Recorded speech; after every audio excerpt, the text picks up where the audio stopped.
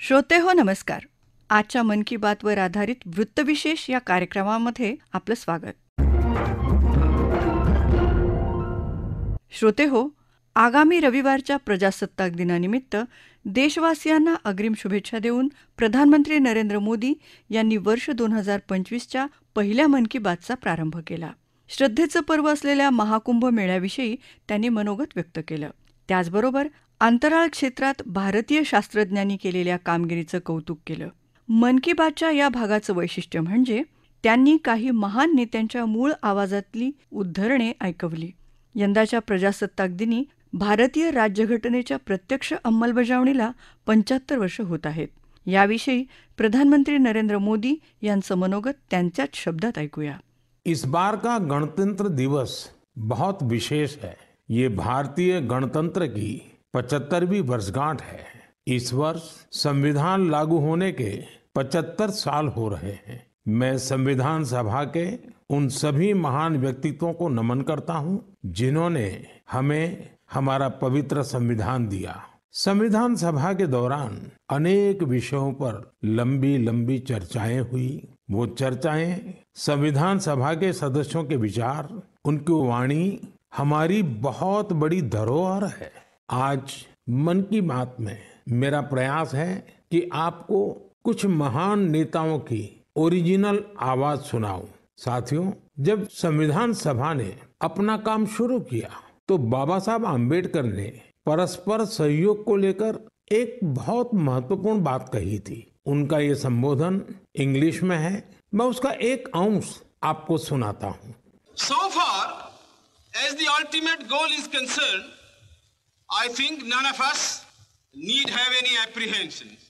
None of us need have any doubt. But my fear, which I must express clearly, is this. Our difficulty, as I said, is not about the ultimate future. Our difficulty is how to make the heterogeneous mess that we have today take a decision in common and march in a cooperative way on that road which is bound to lead us to unity.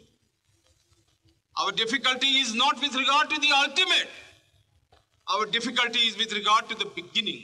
साथियों, बाबा साहब इस बात पर जोर दे रहे थे कि संविधान सभा एक साथ एक मत हो और मिलकर सर्वहित के लिए काम करे.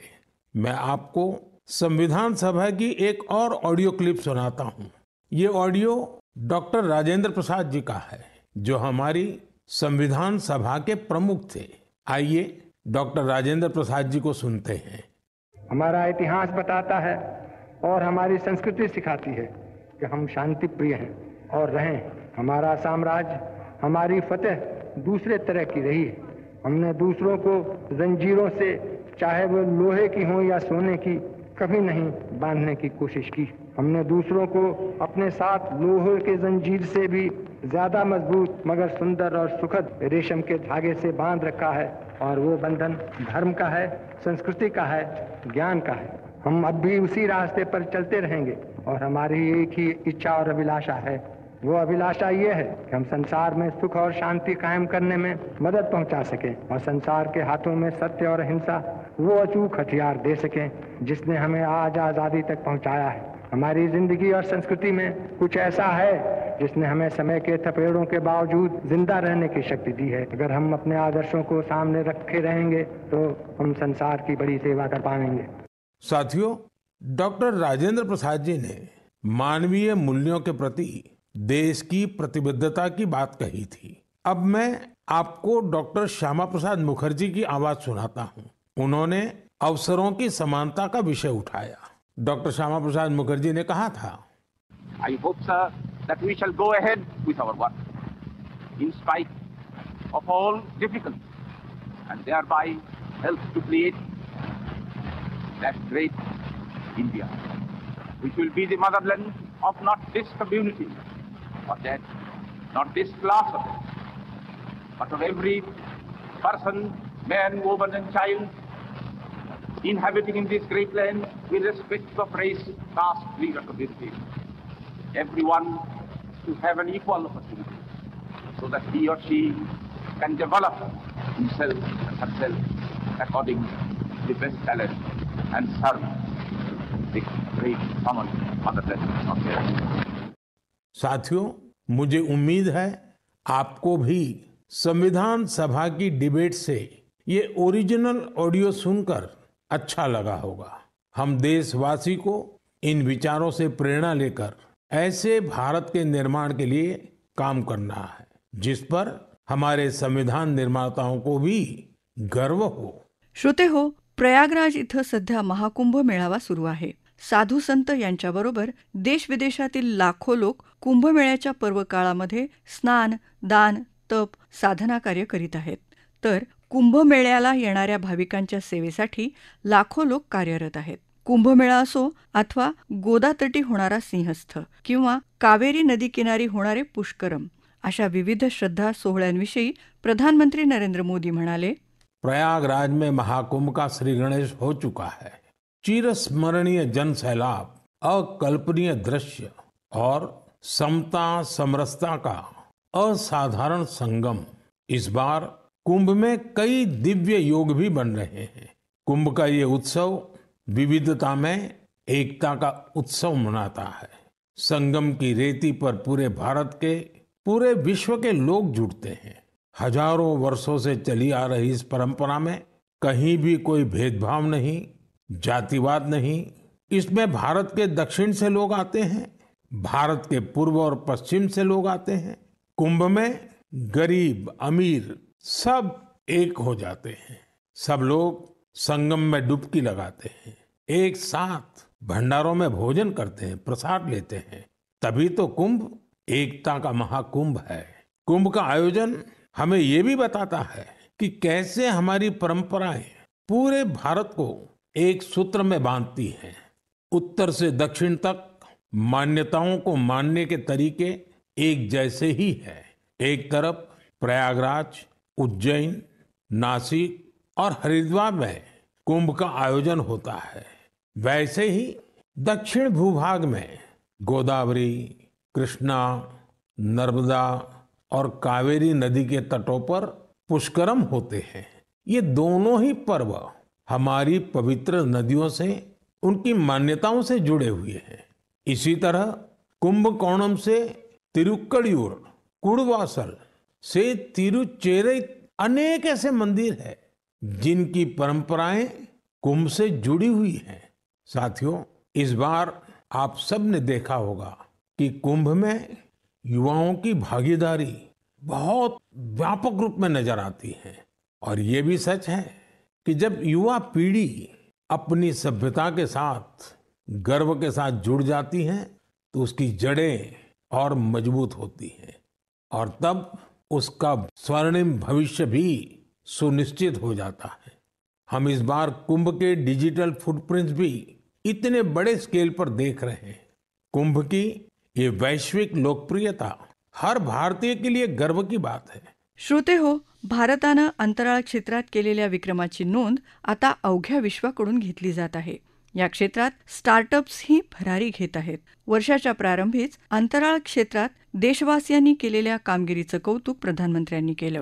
या क्षेत्रातील तंत्रज्ञ, शास्त्रज्ञ यांचं देशवासियांच्या वतीनं अभिनंदन करताना प्रधानमंत्री म्हणाले, मुझे ये बताते हुए गर्व है कि एक भारतीय स्पेस टेक स्टार्टअप बेंगलुरु के पिक्सेल ने भारत का पहला निजी सैटेलाइट कॉन्स्टेलेशन फायरफ्लाई सफलतापूर्वक लॉन्च किया है।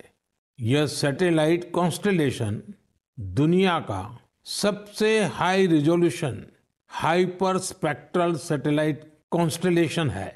इस उपलब्धि ने न केवल भारत को आधुनिक स्पेस टेक्नोलॉजी में अग्रणी बनाया है, बल्कि यह आत्मनिर्भर भारत की दिशा में भी एक बड़ा कदम है।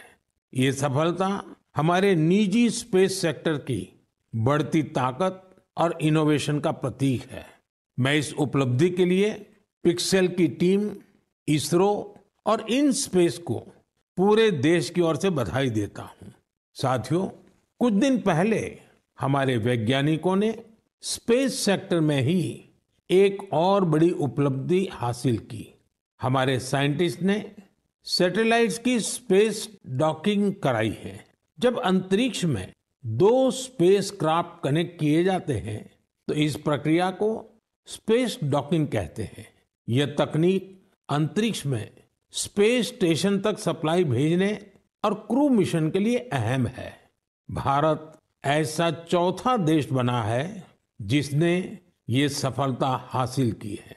साथियों, हमारे वैज्ञानिक अंतरिक्ष में पौधे उगाने और उन्हें जीवित रखने के प्रयास भी कर रहे हैं।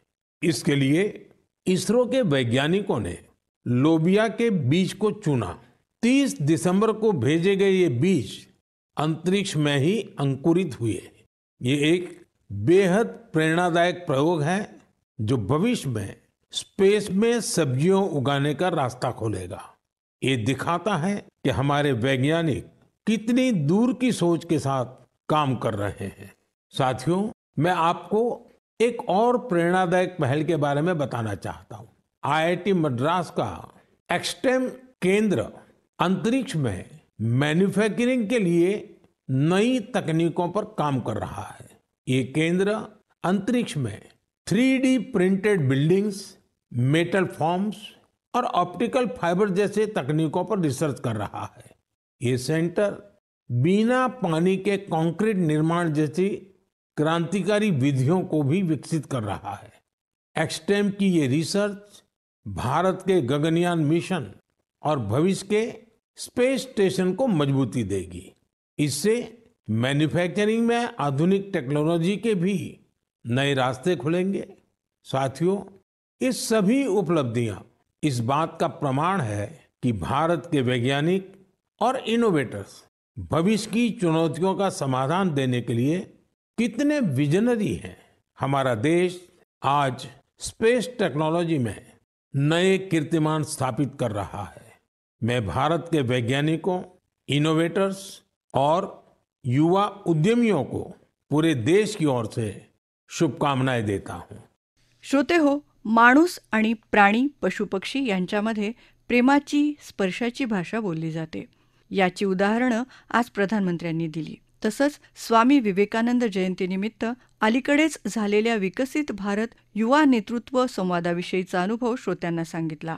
देशाच्या मध्यम शहरांमध्ये स्टार्टअप क्रांती घडून येत आहे। त्याचे यामध्ये आघाडीचे शिलेदार आहेत युवा मंडळी। देशापुढील आव्हानांवर ही नवीन पिढी उपाय शोधण्यासाठी स्टार्टअप उद्योग सुरू करीत असल्याचं प्रधानमंत्र्यांनी अधोरेखित केलं। तसंच देशात घडणाऱ्या उत्साहवर्धक सकारात्मक घटनांची दखल आपण पुढच्या भागात घेणार असल्याचं प्रधानमंत्र्यांनी आजच्या भागात सांगितलं।